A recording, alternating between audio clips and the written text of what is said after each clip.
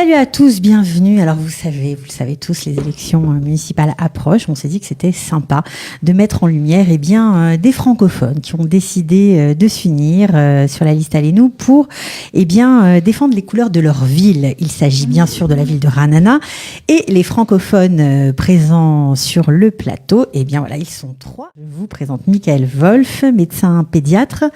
Vous êtes en Israël depuis, on va dire, 12 ans. Exactement. Dans la ville de Ranana. Directement.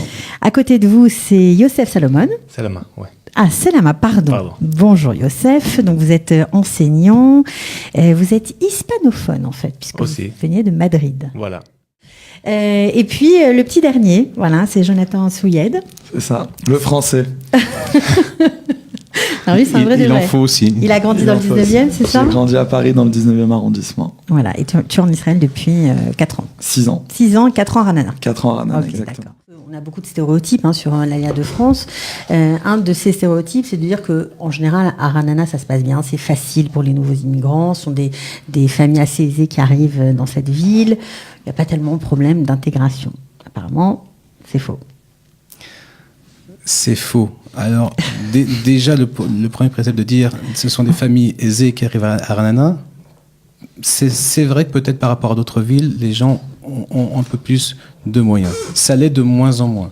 Ça, c'est peut-être de l'histoire ancienne. De dire que tout est rose et que tout se passe bien à tout niveau. Et nous, on voit la famille dans l'ensemble, au niveau de l'intégration des parents et au niveau de l'intégration des enfants, puisque Ranana reste de toute manière une ville, on va dire, familiale. Autant Joseph, quand il enseigne, autant moi, dans ma profession de médecin, qui reçoit à Ranana, on voit tous les jours des Olim, et on est en contact direct depuis des années avec leurs difficultés. Alors, je ne veux pas noircir le tableau et dire que tout le monde rate son allié à Ranana, c'est loin d'être vrai, mais c'est pas aussi facile que ça. Qu'est-ce qui est difficile, d'après ce que vous voyez tous les jours, vous en tant qu'enseignant, toi en tant que médecin? Il y a deux points principaux qui reviennent, c'est l'éducation, l'intégration des enfants dans les écoles, et puis de trouver tout simplement un travail. Énormément de familles encore sont éclatées, divisées, parce que l'un des deux parents, souvent le père, encore à aujourd'hui, doit faire l'ALIA Boeing. Ça veut dire qu'il fait des allers-retours, il travaille en France, il rentre le week-end. Exactement. Voilà. J'ai été interviewé il y a 12 ans, au moment de l'ALIA, par France 2. Et j'en parle parce que dans le reportage, on parlait à ce moment-là déjà de cette ALIA Boeing.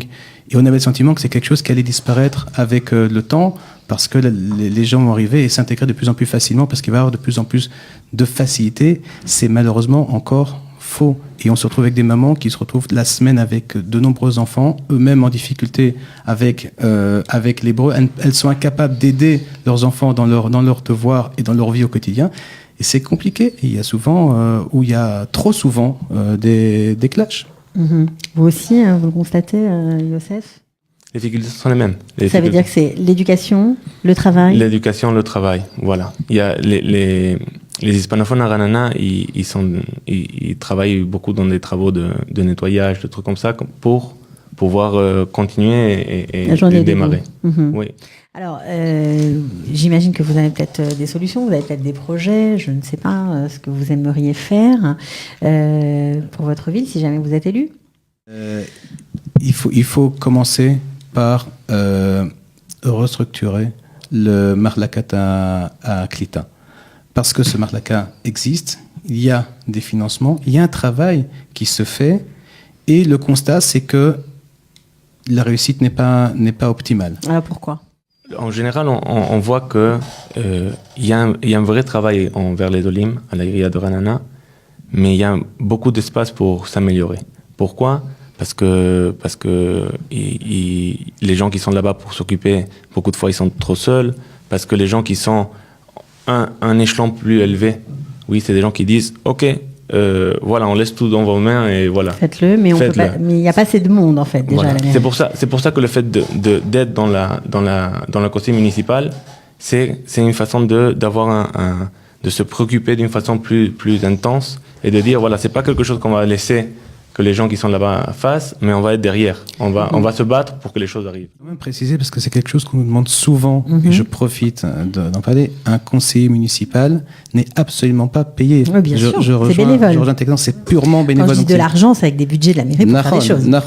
Mais il faut trouver du temps pour pouvoir donner aux autres, parce qu'il n'y a strictement aucun retour financier.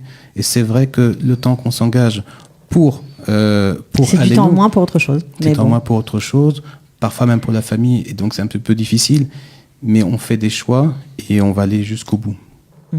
Qu'est-ce qui fait que vous vous sentez intégré aujourd'hui? Vous avez vécu une situation, quelque chose qui, à un moment, vous êtes dit ah, ça, c'est encore un pas supplémentaire vers mon intégration en Israël? Je vais répondre. Vas-y, Michael. Je vais répondre du regard extérieur. On dit, toi, tu es intégré parce que tu travailles en Israël, tu travailles en hébreu à la clinique avec des patients. Tu travailles en hébreu, tu es intégré. Je ne sais pas ce que ça veut dire vraiment être intégré. En France, en Belgique, vraiment souvent, les gens ont ce sentiment, on était le juif du pays. Ici, en Israël, que ce soit à 4 ans, 6 ans, 12 ans, on est encore le olé en Israël. Donc l'intégration, je pense qu'elle se poursuit tous les jours et elle se renforce. Mais de dire je suis intégré, c'est encore... toi, c'est quoi Moi, j'ai une petite histoire. Ouais. C'est que, tout simplement, j'ai décidé donc de faire la fac à IDC, du côté israélien. Donc, En hébreu. Justement en hébreu, pour renforcer mon intégration. Et aujourd'hui... mon groupe d'amis proches de travail. Donc, il y a un Français, un Américain, un Italien, un Russe et un Israélien d'origine allemande. Donc, quand moi, je vois un groupe de travail comme celui-là et qu'au final, on se retrouve à tous parler en hébreu, je me dis que c'est ça l'intégration. Et c'est ça un petit peu le message d'Alenu Ranana. Notre but, c'est de casser le communautarisme de chacun vient de tel pays pour créer quelque chose, une fusion entre tous. Ça veut dire que... Tous les immigrants. Entre tous les immigrants. Si moi, je vais me retrouver à parler aujourd'hui avec un Brésilien, avec un Argentin, avec un Américain, au final, la langue qu'on devra parler, c'est l'hébreu. Et c'est ça qui est beau dans notre projet. C'est casser le communautarisme grâce à une fusion de toutes les aliotes. Au final, Israël, ça s'est créé avec des aliotes. Ça, c'est sûr, Donc, au final, chacun a des origines olé. Chacun a vécu cette histoire et c'est pour ça qu'il y a autant de compréhension, on va dire, envers les Olim en Israël. Et c'est à nous maintenant de porter notre pierre à l'édifice et de fusionner pour rapporter quelque chose en plus en Israël. Et ça, c'est l'intégration. Ok. Et c'est très bien vu. Pardon. Et c'est très bien vu, on le ressent de plus en plus parce que Alenu Ranana, au sein de la ville, les gens d'abord voient les affiches, nous voient sur les réseaux sociaux, parlent de plus en plus. Maintenant, beaucoup d'habitants d'Anna savent ce que c'est que Alenu Ranana, ce que ça représente, quels sont ses objectifs. Et il y a un vrai kavod. Merhabim, bien sûr. Ils apprécient beaucoup ce qui se passe. L'engagement.